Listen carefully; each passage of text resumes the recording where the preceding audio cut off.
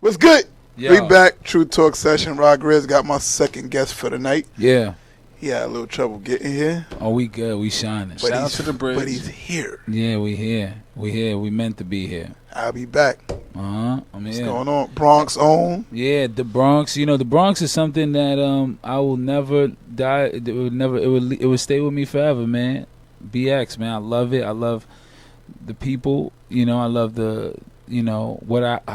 my surroundings when I was raised. You know, I actually saw Slick Rick like just walk, you know, across the basketball court, or, you know, the Zulu Nation actually threw park jams right in the middle of the center, you know. And so I loved what the Bronx was, and I think there's a lot of motherfuckers out there that don't know what the Bronx was, you know. Yeah. I think it's just I don't think they understood. I think they think we just want to claim that we started hip hop and all that, you know what I mean? Nah, it was a special place. It literally went from niggas shooting each other, gang violence, to I'm gonna battle you in breakdancing. And Yeah. it literally, like, nobody talks about how beautiful that whole switch right there, bang. You can tell how genuine it is already because you're jumping right into that. Love it. Love the BX. You I can love tell it. how much you love it. Yeah. You jump right into that. Yeah, man. Yeah, I love my people, you know. Yeah. And so, you know, you was telling me I had said a little line in that last verse where I was like, fuck with it's a little thoo in the cut, like peroxide. Because, you know, like, Latinos don't get the love, man. Like, I mean, we started hip hop. Yeah.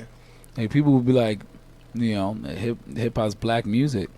And they segregated us to think like that, when the truth is, you know, Jose was at those parties.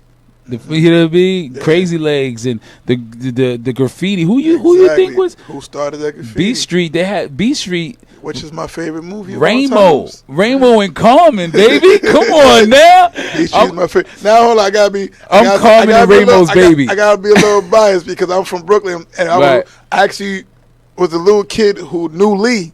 Wow. He was famous in our neighborhood because he did that movie. But yeah. you know, B Street, man. B Street. Yeah. B Street. Shout out to the director Stan Lathan. Yeah, you know, that's history right there. Yeah, and so, like, it just gets looked over. You know, your man outside was like, "Oh yeah, you fuck with Pun, right? Yeah." And you know, like, I used to watch Pun do so many interviews, and you know, I really think he really hated being called a Latin rapper. He's like, "What? Instead of just a rapper. What the fuck is a Latin rapper?" Like, you know what I mean? Like, this is our culture. What are you saying about what we are? Get the fuck out of here. You know what I mean? That's what people like, "Yo, son, you an actor, right?" Yeah, man. You know what I mean? Nobody ever said to Sammy Davis Jr., "You're a black tap dancer." Come on, G. And so then Sinatra was like, "Nah, son's cool. I'm gonna throw him in the rap pack. We're gonna do movies." Nobody was like, "Oh, so are you still tap dancing?" Like, it's what I do. It's who we are. You know, it's not even what I do. It's who I am. Yeah. BX hip hop. I'm Puerto Rican. I'm hip hop. You know what I mean? I'm black. I'm hip hop. Your name, ALBe BACK. Now, ALBe from Albert. Yeah, Albert. How did you twist the back into there? Like, what's that all about? Has anybody ever asked you that? Yeah, because I didn't see it nowhere. I was looking, you know what I mean? How get the well, name first of all, ALBe I didn't BACK? look at interviews. I don't like watching interviews. Yeah, right. Of people I'm gonna have on, but I didn't see nowhere where it said that at. Yeah, I tell you, you know, I called Pun up, and I was like, "Yo, what the fuck? You been here for like a week? You know what I mean? Like, yo, where are you?" So he wasn't in his house. He was renovating his new house, so he was in a hotel, and so I finally got through to him. You know, I was doing great at school. Like, I was like, you know, and a lot of great things were happening to me. A lot of great things were happening to us, right? At the time, with Pun coming out with his next album, and it was a good energy. And he was coming home from the like the Fat Farm place, and the place where he just was trying to lose weight and try to get away from everybody and focus. And he was like, no, I gotta go do some promo for Endangered Species. I don't think it was called Yeah Baby at the time. I got for Endangered, and then don't worry, I'll be back. Good. And when he said that, he said, hold on, that's your name right there. I'll Be Back. Wow. And then he died the next day. Wow, that's deep. So that's the last thing I ever heard from him. And I, and I'm back. So I always feel like that. It don't matter what you say. You could I could make the trashiest album ever. I'm gonna be back next year and the year after. I'm back. You kind of like set up the next question, which I wasn't gonna ask, but from when you dropped your last project to now, why did you take so long? Yeah, I had a daughter. I had my seed. Okay. And I planted it in the earth, and man, she came out, March 29th, 2012, and she's one. Wait, what's Biggie Day? Oh, no, Biggie's Day is March 9th. Okay. The 9th threw me off. That's what I heard. I heard that 9th. Yeah. But March 29th is when her sun rised, and true. And congratulations. Yeah. I gave her that time. I gave her. I rocked out with her. I had her 3 months, and just being a baby, and just teaching her, when to cry, when not to cry. That's your first? Yeah, it's my first. It does it to you. Yeah, it does it to you. Yeah, and just making her, a strong, and she's fly. She's just so dope. And I guess anybody that sees her on my Instagram or whatever, they instantly fall in love with Caitlin Paris Daniels, because she exudes love. Yeah. So that's what I did. And so Rafael De La Ghetto was like a poetry record where I got a chance to do a lot of poetry, and just really, you remember Rafael De La Ghetto, right? You ever seen that episode of Will's Fresh Prince? Yeah. Where he was like, he stunned fronted for the chick. Well, yeah. He stunned it for the chick, man. And, and I remember that. I remember I used poetry to talk to girls in 6th grade. You know what I mean? Yeah. And so, like, I sell poems to my homeboys for them to use for fries and hot, and they would they would read the poem to their friend, to their girl, and be like, "Yo, son, she loved it." Dope, man. Dope time. Well, yo, since you just referenced pun through this segment just now, I want to lead up to this joint that when I first heard it about a month ago. And I was like, wow, the J. Cole joint you remixed. Yeah, nobody, that was so, no one, I didn't even think it was out there. I put it in the book. I put it in the cut. Like, I gave it to Shake from Two Dope Boys, and he showed love to it, but I didn't. No, that, because actually, he saw it earlier. He said, yo, this is alive. And I said, yeah, because I don't want to play the version that's the audio with J. Cole on it. I like his version and how it fades out a little bit at the end.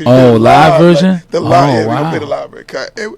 Right there was more intimate, the live version. Yeah. But what made you, like, what triggered off your mind to go, yo, I want to touch that and speak on pun? You're right. Because I'm not super personal. A lot of the records I love to, paint pictures or listen to what the beat is saying. But J. Cole, shouts to Cole. I remember when Cole was running around the city, when he was in college and stuff.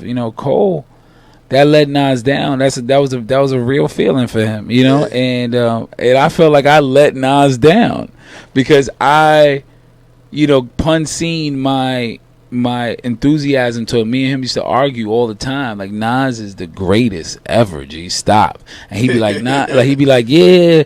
But he was in his competitive mode, like how you see how Drake and the Kendricks and how they all kind of like real good. He was in the middle of it, so it was hard for him to even like fathom or think about Nas and some great shit. He was like, I'm here. Yeah, I'm coming. Yeah. So I get. He's like, move over. I love that style that Nas got. The street poet. That's me. Yeah. I'm a street poet, and so I couldn't understand why he was focused on that, but. Coming to the Joe Clear thing in the BT, we had the Rap City. They came to interview Pun for his pool hall that he made, and he was like, who's your favorite rapper? And I instead of saying Nas, instead of saying Pun, like my Pun, You know what I mean? Pun would have probably Pun would have just said, yo, I shot a dream, Jordan, so bad at your team. We would have went back and forth, and I would have been on TV forever. You would have saw me as a 14-year-old kid. You know what I mean? Instead of saying Pun, you know, I said Nas, and so enthusiastic, right? I was like, yo, did you hear what he said when he said I peeped you frontin'? I was in the Jeep, sunk in the seat, tinted with heat, beats bumping. Niggas looked at me like, what are you doing, you fucking idiot? I actually think that night, this is a part of the story I never told. That night, Pud had some like fucking gloves. They always boxing. Pun was a boxer, you know what I mean? And his cousin Booby was like a professional boxer, really dope boxer, man. And so they come from a boxing family, and so they convinced me that I could beat this guy up because I was a tall kid. You know what I mean? I was like, all right, you know, and I gotta get my punches in. I gotta, you know, we out here. You know what I mean? I'm tired of niggas snapping on me too. And man, I completely got trashed. So I was on the floor. I remember waking up, and that was it. And I think he did that. He allowed that to happen because of the stupidity of how much I love Nas so much. So then he goes in the studio and he said, you know, taking the young cats past the start. First it was Nasty Nas. Now watch me turn this apple into Macintosh. Oh, that came from that? Jeez, but he was just coming, and he's just coming as, you know, to being a young poet. Like, yo, I got this. Like, it's not. He didn't diss him. No, he wasn't coming at him, but he was like, yo, I'm here. Yeah. And so, but that was on the Thug Brothers. You know, Brave in the Heart, and we eventually Thug Brothers turned into Brave in the Heart, but Thug Brothers was for Flex for Volume 3, right? So I said it was for Thug Brothers for Nori, but peep the highlight to the story. So when he says it, I go, and now I sit on my iPhone 4, right? Because it was the Macintosh line, and who knew that it was gonna come to this, right? Now I sit on my iPhone 4. Tim Duncan still on it, nigga. I go raw, cause Kane was like Jesus. Pun tore the Bible, rolled it up, and bust down the Street Disciples. Now here's the thing, right? In that moment, when Pun was spitting that, he was rapping for the future, because his little man put him out again. It's insane. So, but if you think about it, that's what Cole and Don said. Freedom of jail, clips inserted, the baby's being born, same time a man is murdered, the beginning and end. As far as rap go, it's only natural. I explain my plateau and also what defines my name. It's ALBe BACK.